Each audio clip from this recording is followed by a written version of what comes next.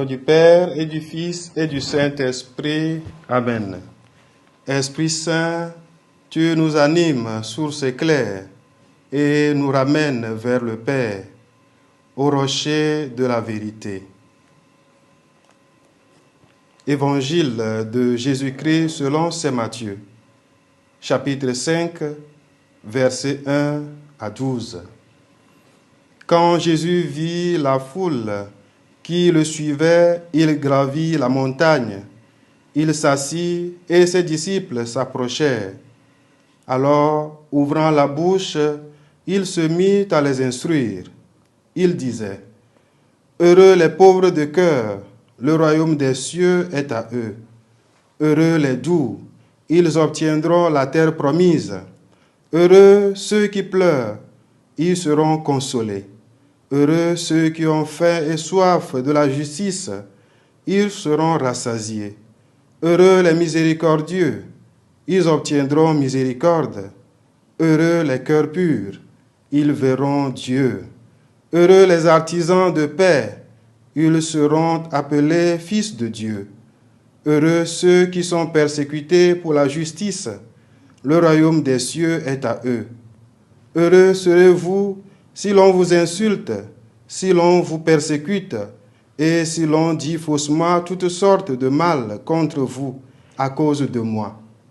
Réjouissez-vous, soyez dans l'allégresse, car votre récompense sera grande dans les cieux. Acclamons la parole de Dieu. Frères et sœurs en Christ, nous célébrons ce mercredi 1er novembre 2023 la solennité de la Toussaint.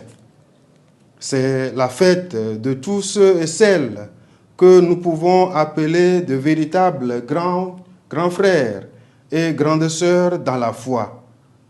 Ils sont nos modèles parce que, pécheurs comme nous, ils ont accepté de se laisser rencontrer par Jésus à travers leurs désirs, leurs faiblesses et leurs souffrances. L'Église, notre mère, célèbre cette solennité pour nous rappeler que nous sommes tous appelés à la sainteté. La sainteté est un don de Dieu, une grâce venant de Dieu. On ne naît pas saint, on le devient.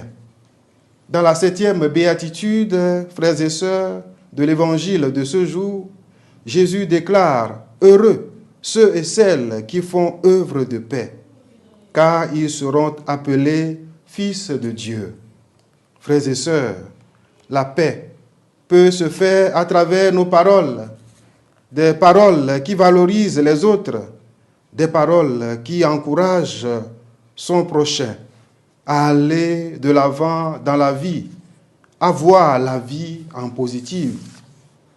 Chacun de nous peut se demander quel est le poids de paix que provoquent mes paroles. Nos paroles doivent s'accompagner de gestes qui aident à vivre la communion fraternelle, des gestes qui relèvent ceux et celles qui tombent sur le chemin de la foi.